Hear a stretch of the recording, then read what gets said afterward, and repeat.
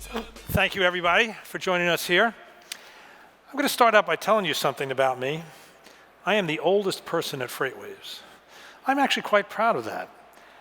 But despite that fact, I'm not going to be like this guy that I want to put up on the screen now. In the back, this is my favorite cartoon. And the reason is, first of all, I loved him dearly, but that's my father-in-law. May he rest in peace. I always had to talk him off the ledge about the next apocalyptic thing that was going to happen to our society. And the fact that these things never happened never seemed to sway him. But I'm also at the age where high school and college friends, some of them are kind of falling into this category, and I'm not. And I'm giving open permission now to my friends, coworkers, and family that if I ever get to be like this guy, you can just take me in the back and finish me off. So I thought that was, when I found out what I was going to be doing here at the conference, interviewing Marian Tupy, I thought that this cartoon was highly appropriate. You could take the cartoon down now, otherwise it'll distract everybody. So my guest here is Marian Tupy. He is the founder and editor of humanprogress.org. He is a senior fellow at the Cato Institute Center for Global Liberty and Prosperity, and he is the co-author of the Simon Abundant Index. For those of you who know the work of Julian Simon, the late great American economist, whose essential message was that human progress will always make life better for all, really what you're going to hear is Marian really kind of a descendant of the Julian Simon school, and Julian Simon is somebody I've been interested in for a long time. Marian specializes in globalization and global well-being. He is also the co-author of Superabundance, the story of population growth, innovation, and human flourishing on an infinitely bountiful planet. And I have a copy of that right here. And 10 global trends that every smart person should know, and many others you will find in industry. The Superabundance came out last year, and the other book came out 2 years earlier. I also think the timing of this is really kind of interesting. The New York Times op-ed piece just yesterday had a story, or had a piece, that was entitled, "Your Brain Has Tricked You into Thinking Everything is Worse." So Marian, your view, of course, and the view of really all of the people who followed the work in the footsteps of Julian Simon's argument, is that things are infinitely better than they had been. And in your book, you talk about so many data points that show this. I'm not going to focus in on any of them. I'll turn them over to you. What are some of your favorite data points that show the degree of prosperity that, particularly in the US, but also in the world, are experiencing today that the average person just really fully doesn't grasp? Yes, we do suffer from certain historical amnesia, or maybe ignorance of history. In 1700s, around the time of the American Revolution, up to half of all newborns died before the age of 1. In Europe, in Sweden. We have the longest data set for Sweden for child mortality. And there were years where up to 50% of children died before the age of 1. That's one aspect of modernity that is just so much better than life in the past, because right now it's just fractions of, maybe 2 or 3% of babies who died before the age of 1, mostly because of congenital defects. In 1900, at the time of Theodore Roosevelt, the life expectancy in the United States, the richest country on earth at that time, was 50 years. Today, globally, it's 73 years. And Theodore Roosevelt himself, I think, only lived to 62 or something like that. Yeah, so people used to die much younger, and of course, famine was omnipresent. Everybody here, maybe for lunch or for dinner, you will have chicken. It's the most, it's considered healthy. It's one of the cheapest meats that you can get in the United States. Until this century, really, people rarely ate chicken. It was a status symbol, because if you killed a chicken, you also killed the secondary product of a chicken, which was eggs. So you needed to be really extremely wealthy in order to signal to the world that you are so wealthy that you can actually dispose of this primary, actually a food producing machine, essentially.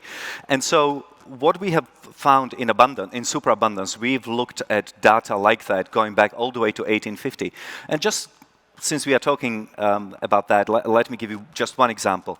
In the last 100 years, from the perspective of a blue-collar worker in America, let's say somebody making a car, the same amount of work that earned you one chicken in 1920 earned you 26 chickens in 2020. So from 1 to 26. Eggs increased in abundance from same amount of labor that got you one egg 100 years ago now gets you 36 eggs today. And in the book we go over hundreds of different commodities, foodstuffs, fuels, minerals, metals, etc. And we show how much cheaper they are becoming relative to human wages, relative to time. Right, and the term you use for that are time prices. The amount of, and you view that in the book as this is the ultimate test of prosperity. How much time do you have to put in as an average worker to generate enough income to buy whatever? So why don't you expand on that? Okay, well, usually when people think about prices and try to measure stuff in prices, they will do. Well, the big crime in the media is that they do nominal prices. They look at nominal price of oil, say in 1973 or 72, and they compare it to nominal price of oil today and say, oh my God, you know, it's at all-time peak. Now, we all know not to make that mistake. We all know that we have to adjust for inflation, right? And that's when you get the real price. The problem with real price is that it only gives you half of the picture. It tells you what is happening to the commodity that you are looking at, the price of the commodity over time adjusted for inflation. It doesn't tell you what's happening in your wallet.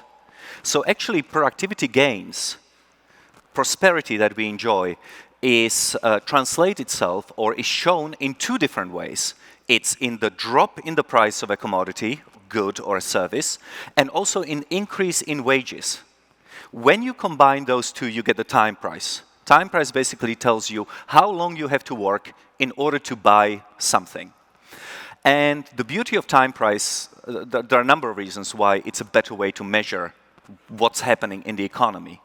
One is, of course, that you don't have to adjust for inflation, because you're always comparing nominal price by nominal wage in, say, 1980, and you're comparing it to nominal price divided by nominal wage in, say, 2023. Right. And adjusting for inflation is debatable about the best tool to use that. Precisely. And so a lot of people distrust the inflation measures. In fact, our own government produces 2, 3, even 4 different measures of inflation. And then you have to wonder about how the government cooks the books, for example. So it gets around the problem of adjustment for inflation. The other beauty of time prices is that you don't have to do exchange rates or purchasing power parity, because an hour of work or a minute of work is the same in China as it is in the United States. And it's of course the same across time, because time doesn't get really inflated. And so it's perfectly possible to compare standards of living of somebody living in Cleveland in 1850 to standards of living of somebody living in Cleveland in 2023, or for that matter, comparing somebody living in China today versus somebody living in Cleveland today. And finally, time prices are good because they are deeply egalitarian. Everybody has only 24 hours in a day, so it really matters how you spend your time. And the fewer hours of work you have to spend to buy your porridge or you know, your maize or corn, whatever, and the more time you have to spend on other things, like, I don't know, enjoying a sport or traveling the world, the better. So in many ways, time prices are the real prices. Right. Now, what is, you talked about chickens and eggs. We won't talk about which came first, but what are some of your other favorite time price ratios that you think really show what progress is? Well, in the book, as I said, we go over 100 hundreds different commodities. And as I said, a blue-collar worker over the last 100 years, instead of 1 pound of butter, the same amount of work that got you 1 pound of butter will now get you 17 pounds of butter. The same amount of work that got you 1 pound of ham will now get you 14 pounds of ham. And you can, of course, extend this to also look at different commodities. So let's just see. Here we have I'm now talking about the last, going back to 1850, nickel relative to human wages has decreased in time price by 99.4%. You now get 181 pounds of nickel for the same amount of work that you needed to buy 1 pound of nickel in 1850. So it shows you really that relative to wages, everything has become less expensive, including gold, platinum, and silver, including oil and gas, etc. What really is increasing in price over time is human productivity, human wages. Let's talk about Julian Simon and talking about prices and where, he became sort of famous. It was his very legendary bet with Paul Ehrlich, who is a biologist, I guess he describes himself as, who is still alive today. He's 90. Julian Simon died at 68, I believe, or something like that. Thereabouts. Yeah.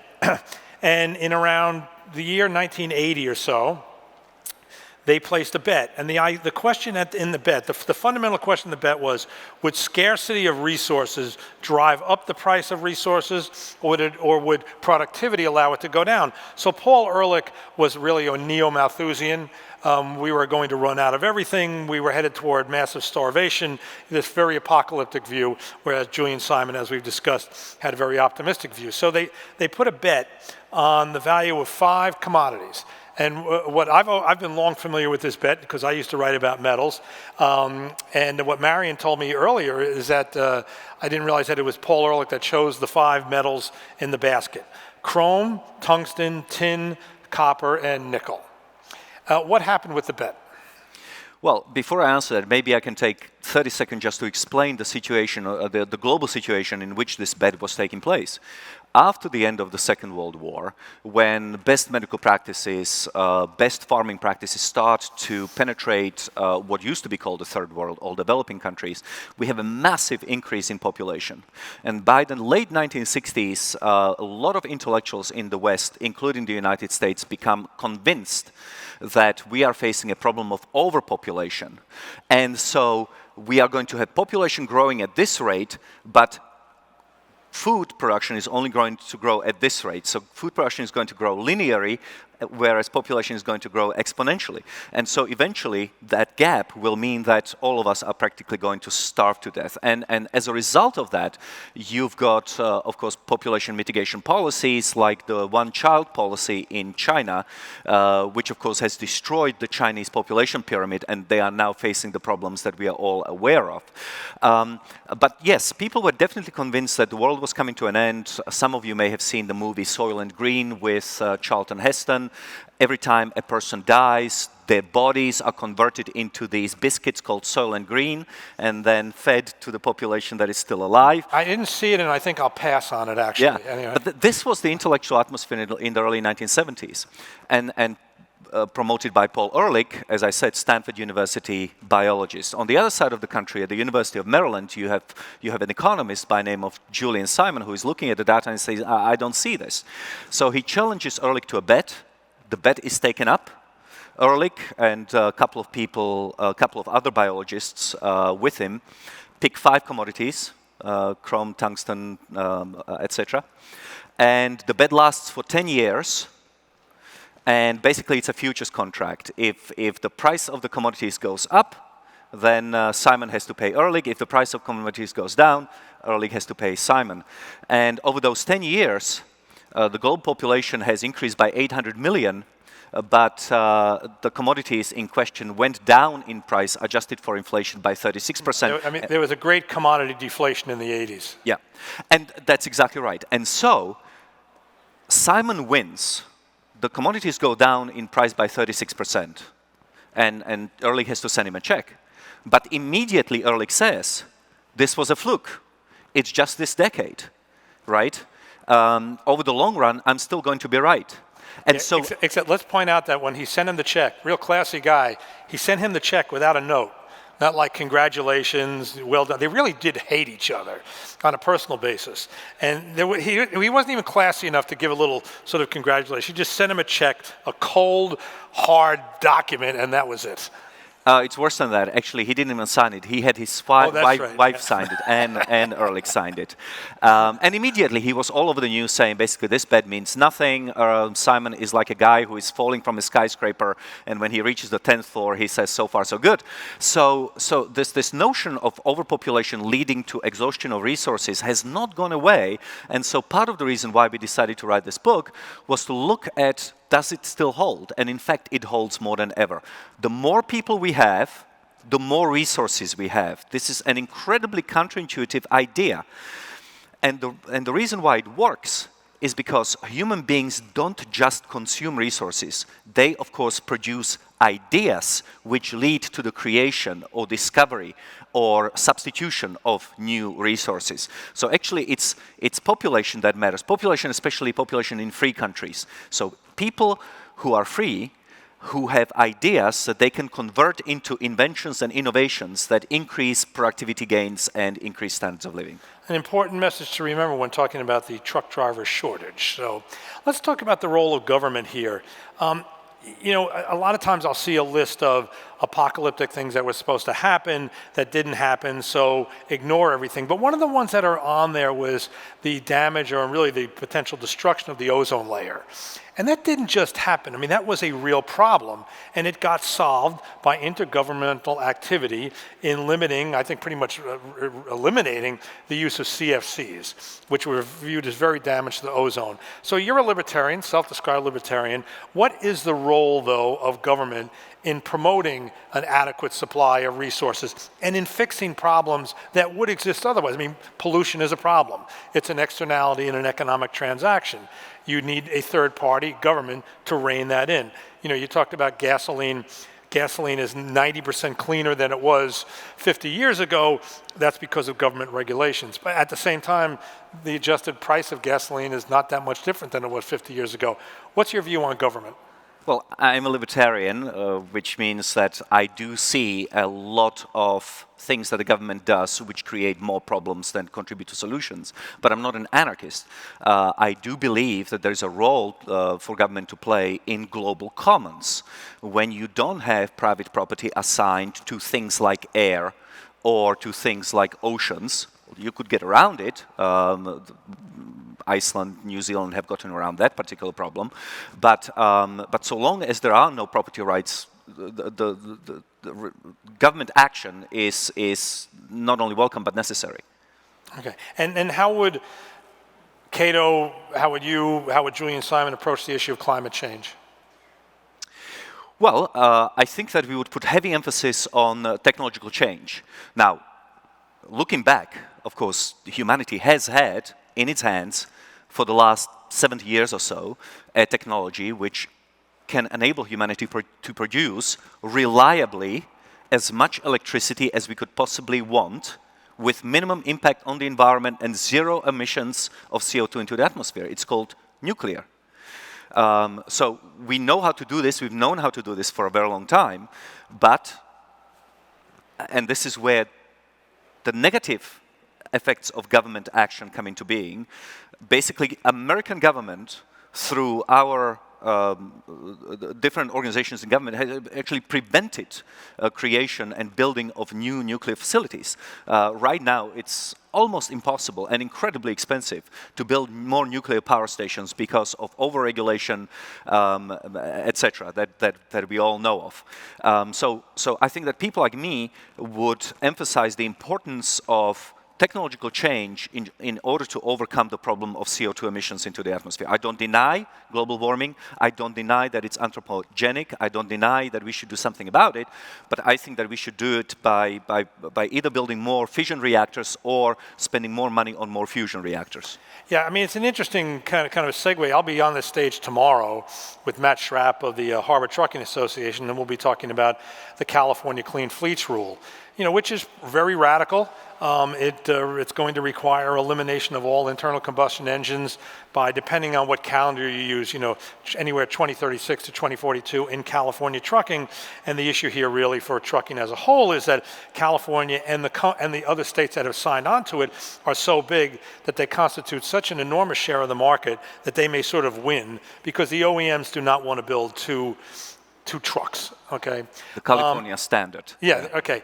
So how much, though, do you see, I mean, you're very amenable to the idea of human beings being able to adopt technological change, being able to provide technological change.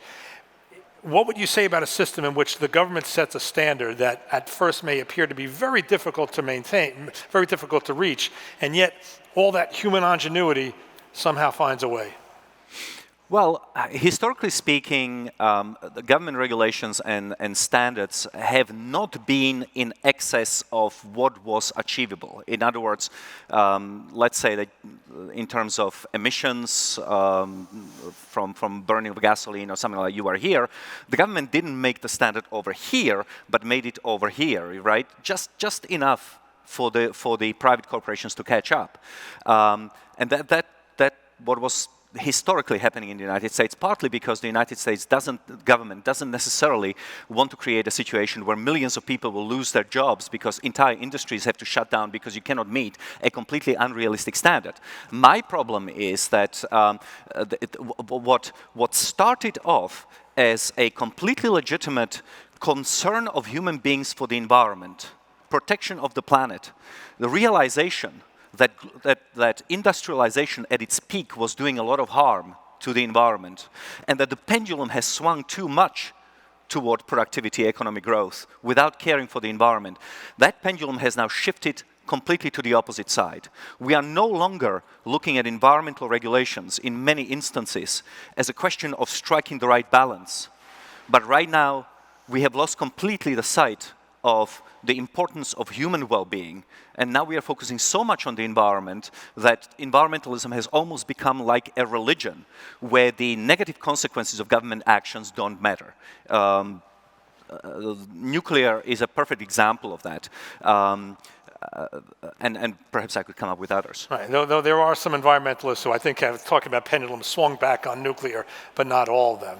So that has swung back to nuclear because primarily of the war in Ukraine and the sudden tremendous recognition that we were having an energy problem. So long as the world was at peace and everything was finely tuned, you could sort of see how you could get by with gas and windmills and solar. But the moment that the system got stress tested, everything went berserk, and so we have found a new enthusiasm for nuclear, which wasn't there 2 years ago. All right. Let's talk about reduced population. You mentioned China one-child policy. Really, there's nothing to discuss there. I mean, I think everybody agrees it's been a disaster. But you have more kind of secular trends that are not coming from any kind of government mandate, and that is just reduced fertility level, greater birth control, a whole lot of reasons. We all know about it. There seems to be pretty much agreement everywhere that world population will peak sometime in the next 50 to 75 years and then start a downward trend. That once you start those trends, to reverse them is very, very difficult. Your essential argument is that productivity growth comes from the human mind. When you have a lot fewer human minds, are there any benefits to the lower population, or is it all just bad news? Well, I mean, I do think that growth matters, but I think that freedom matters as well, if not more. In fact, I do believe it matters more, and so people should have as many children as they want. And yes, over time, you see a secular trend in decreasing fertility rates, in large part because women who have equality before the law, who can enter the job market, the opportunity cost of staying at home is just so much higher. And so women choose, as is their right, to have fewer babies. What we are saying is that those choices don't happen in a vacuum, that there are other ideas in the ether which impact, or zeitgeist, which impacts how many children people decide to have, and one of them is this environmentalistic, apocalyptic doom and gloom. When you look at international opinion polls, they show very clearly that parents are choosing to have fewer children because they believe that future is going to be horrible, that either we are going to run out of resources or we are going to fry to death and things like that. And so we are trying to make a difference on the margin. If what you are concerned with is sort of apocalyptic doom and gloom, you don't have to be worried about it as much as you would have before reading this book. Now, there are other ways in which our government could, for example, make it easier for people to have children. Part of it is NIMBYism. Housing costs in the United States are much higher than they would be if we didn't have very stringent zoning laws, and if we could build up or build more houses than we already do. Childcare is much more expensive than it needs to be. In Washington, D.C., you cannot take care of children whilst their parents are at work unless you have a Bachelor's of Arts degree, right? So obviously, this is a protectionist measure intended to increase the wages of the caretakers and therefore increase also the cost of childcare. Only got a few minutes left, but this question's got to be asked because it's so standard now at this point. There's AI, there's been AI around for a long time, and then of course there's generative AI, the whole ChatGPT thing, which has really driven the industry, driven the issue to the forefront. Some of its creators are talking about, again, apocalyptic views of what AI might do. I've got to think that you're pretty dismissive of those. How excited are you about the prospects of AI? Well, I'm very excited partly because as population is going to peak and then start declining in 2060 or so, AI or general AI and supercomputing could really help us to generate more knowledge because we are going to have fewer people generating that knowledge. Now, in a way, it's a moot question because China is not going to stop developing AI, and so we cannot fall behind. It's as simple as that. It's an existential question, so it's pointless to talk about it. But I also think that it's very important moving forward and generating as much wealth as possible because we don't know what future challenges there are that are going to be facing the humanity, right? Look at what happened during COVID. We shut down the society for 2 years. Well, some states more than others. The point is that we have spent, $6 trillion doing that. Our debt is now over 100%. Imagine if something like this were to happen next year and we had to go through the same thing. We would possibly have hyperinflation, we would possibly have run on the dollar and all sorts of other things. So to have a wealthier society, a more technologically advanced society, allows us to be stronger and to be less fragile when future challenges arise, future challenges that are foreseeable, for example, next pandemic, which we know will come, or an asteroid strike, or future challenges that are unforeseeable. And I'm not going to mention any because I cannot foresee them. Yeah, that's the whole point. Let me ask you again, just a few minutes left. You look all around the world, and there are success stories, there are failure stories. Having with a background in oil, I look at everything that's happened in Venezuela, and it's just so frustrating and so depressing. What are some of the real success stories around the world that you think are really grasping the future and growing at a good, sustainable rate? Well, paying, diminishing for a long time, economic development was based on the idea that it's only the Western countries, the core, that are going to benefit, and everybody else is the periphery, and they are never going to grow. Well, Hong Kong was the greatest success story before the Chinese put an end to that, before the Chinese communists put an end to that a few years ago. But that was a fishing village that became richer than its colonial motherland, Britain. You have Taiwan, you have South Korea. Chile was one of the poorest nations in South America, the second poorest nation after Bolivia. Now it's the richest by far. Success story there starts in the 1970s. Then you have a question of what happened in Central and Eastern Europe after the collapse of the Berlin Wall. Poland is a massive success story. Interesting point this morning that it's considered now the most important military nation in Europe in our discussion. So that was fascinating. In the European Union, Czech Republic. Here are the examples: Estonia, Latvia, Lithuania.